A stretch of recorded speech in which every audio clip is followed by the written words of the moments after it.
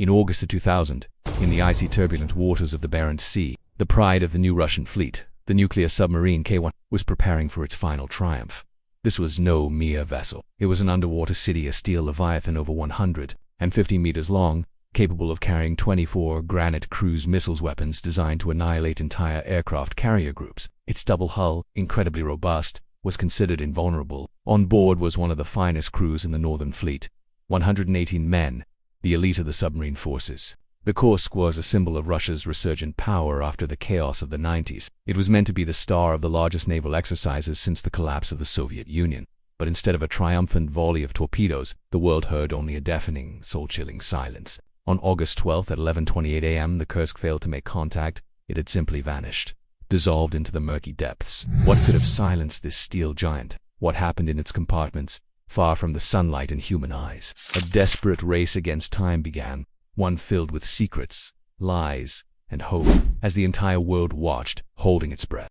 This is not just a story about a disaster. It is the story of 118 lives trapped in a steel tomb at the bottom of the ocean. A story of courage and despair, of pride that came at too high a price, and of the terrible truth the ocean so reluctantly gives up. Before we get into the main story, we'd like to ask for a little support. Liking and subscribing is the best way to support us. Thank you. Prepare to dive into the abyss as we reveal what really happened to the submarine Kursk. To understand the full tragedy of this story, you must first understand what the Kursk was. It was a Project 949A anti-nuclear powered submarine, with the NATO reporting name Oscar. It was one of the largest and most powerful attack submarines in the world. It wasn't designed for stealthy patrols, but for hell-out underwater warfare. Its primary mission was to find and destroy an enemy aircraft carrier strike group. To do this, it carried 24 P-700 Granite supersonic cruise missiles, each of which could be armed with a nuclear warhead. This was a doomsday weapon, capable of wiping an entire fleet off the face of the earth with a single salvo. To protect this arsenal, its designers created a unique hull, light hull and an inner pressure hull, separated by a space of 3.5 meters. This design was supposed to withstand a direct torpedo hit. The Kursk was considered virtually unsinkable. The crew, under the command of Captain First Rank Gennady Lee, was one of the best in the Northern Fleet.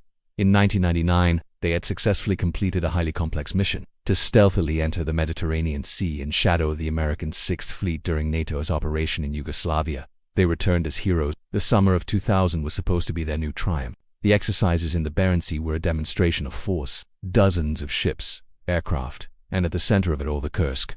According to the exercise plan, on the morning of August 12th, the Kursk was to conduct a practice torpedo attack on the fleet's flagship, the heavy nuclear-powered missile cruiser Pia. At 9:40 a.m., the last report was sent from the Kursk, signaling readiness to attack, and then at 11:28 a.m., the Norwegian seismic array NORSE, located hundreds of kilometers from the exercise area, registered a tremor with a magnitude of 1.5 on the Richter scale. 2 minutes and 15 seconds later, it registered a second, far more powerful explosion, measuring 3.5 in magnitude. Seismologists would later say the second blast was equivalent to the detonation of 3 to 5 tons of TNT aboard the Pieta Velecki and other ships participating in the exercises. A muffled hydraulic shock was felt, but at first, no one connected it to the Kursk. The fleet command assumed it might have been the deployment of a sonar array or a part of another drill, but the Kursk remained silent. It failed to check in at the scheduled times of 1 p.m. and 3 p.m. According to regulations, a search should have been launched after 3 hours of no contact, but it wasn't. Officially, the search and rescue operation only began at 11:30 p.m., more than 12 hours after the first explosion. Precious time was lost. The entire night was spent trying to determine the approximate location of the sunken submarine. It was only on the morning of August 13th that sonar operators on the cruiser Pieta Velecki detected an object on the seabed, at a depth of 108 meters, with the outline of a giant submarine. The Kursk had been found. It lay on the ocean floor with a slight list. But what had happened inside? Was anyone in the crew still alive?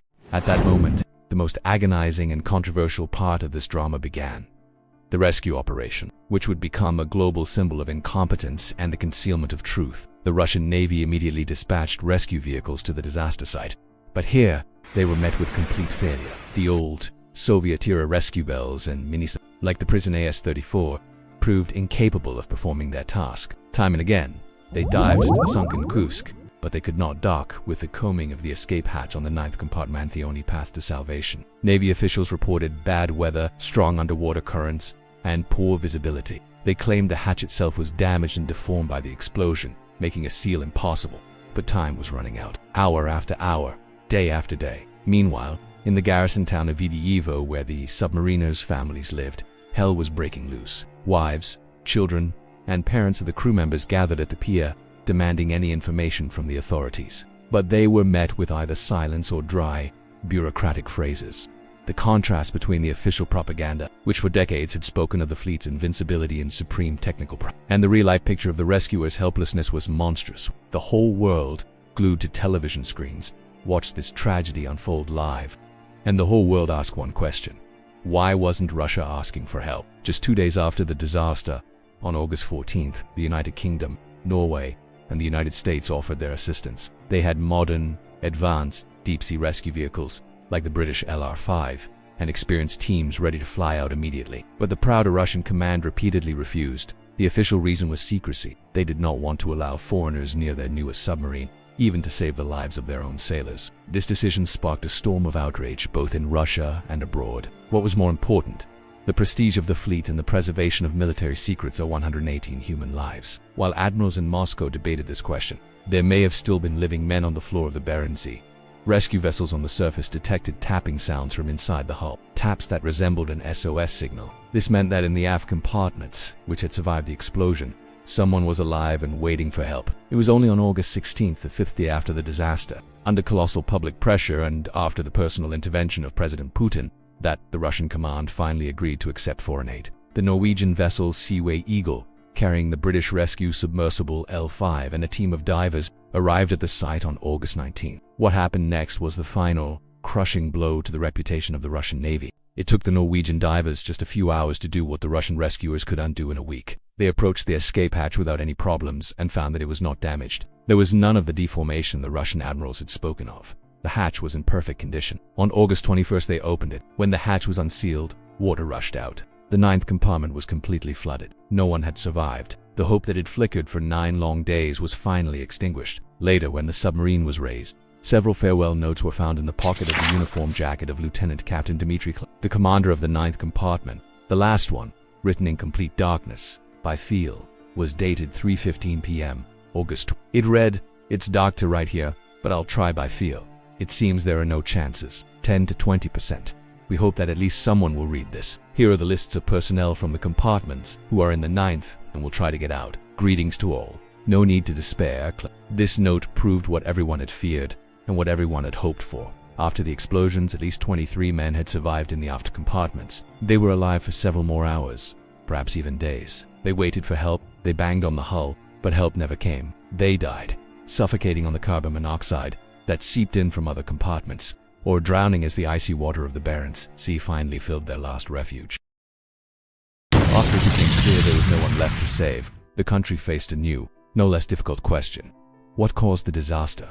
The official version, voiced by the Fleet Command, changed several times. At first they spoke of a collision with a foreign submarine. The American submarines, USS Memphis and USS Toledo, were indeed in the area, monitoring the maneuvers. This version was very convenient from a propaganda standpoint. It absolved the Russian Navy of responsibility and shifted the blame to a treacherous enemy. Then came the theory of a detonation of a World War II, but both of these hypotheses failed to explain the main thing: why there were 2 explosions, with the second one being of monstrous force. It was only after the submarine was raised in 2001 that a special government commission announced the final and most probable cause of the tragedy. It wasn't an enemy torpedo or an old mine. The enemy was aboard the Kursk itself. The cause was an explosion of its own practice torpedo, the 65-76A, nicknamed the Fat Girl. This torpedo used an extremely unstable and dangerous component as fuel, hydrogen peroxide. According to the official version, a microcrack in the torpedo's casing caused a leak of the peroxide, which reacted with the metal, triggering a chain reaction that led to the first thermal explosion. This explosion destroyed the first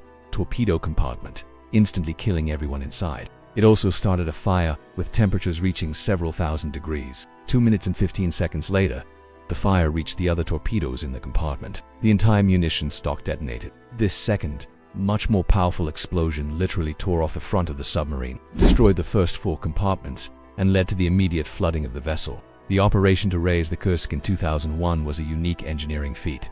The Dutch company Mammoet developed a special system, using giant hydraulic jacks mounted on a barge and 26 steel cables threaded through holes cut into the pressure hull. The main part of the submarine, excluding the completely destroyed first compartment, which was sawn off on the seabed, was torn from the ocean floor and lifted to the surface. Inside a floating dock, investigators and forensic experts carried out their grim work. They recovered and identified the bodies of 115 of the 118 crew members. 3 remained at sea forever. The scene that greeted them inside the mangled compartments was horrific. Everything indicated that for most of the submariners, death had been instantaneous. But in the aft compartments, from the 5th to the 9th, men had survived. They had gathered in the 9th, the emergency escape compartment, hoping for rescue, but they were doomed by an oxygen regeneration cartridge device used to produce breathable air. When water began to accumulate in the compartment, a sailor apparently dropped a cartridge into the water, which was mixed with machine oil. A chemical reaction occurred, causing fire and filling the compartment with carbon monoxide. Those who didn't suffocate drowned as the water finally flooded their last sanctuary. The Kursk tragedy became more than just the largest disaster in the post-Soviet history of the Russian fleet. It became a symbol of an entire era, an era when the grandeur and power inherited from the Soviet Union collided with the decay, poverty, and chaos of the 90s. It exposed all the problems of the Russia of that time. Obsolete and dangerous weaponry that continued to be used for lack of anything. New, rusted, and ineffective rescue equipment, and most terrifyingly, a system in which human life was valued less than the honor of the uniform and state secrets. It was a tragedy that forced the country to look at itself in the mirror and be horrified. And today, when we remember the Kursk, we must remember not only the steel giants and geopolitical games. We must remember 180 men, Captain Lyak and Lieutenant Kolesnikov, the 20-year-old sailors who, until their last breath, believed that help would come. Their story is an eternal reminder of the price paid for hubris, lies, and delay. Your support, a like and a subscription, is very important to us. And don't forget to hit the bell icon to stay up to date with the latest news and never miss our new videos.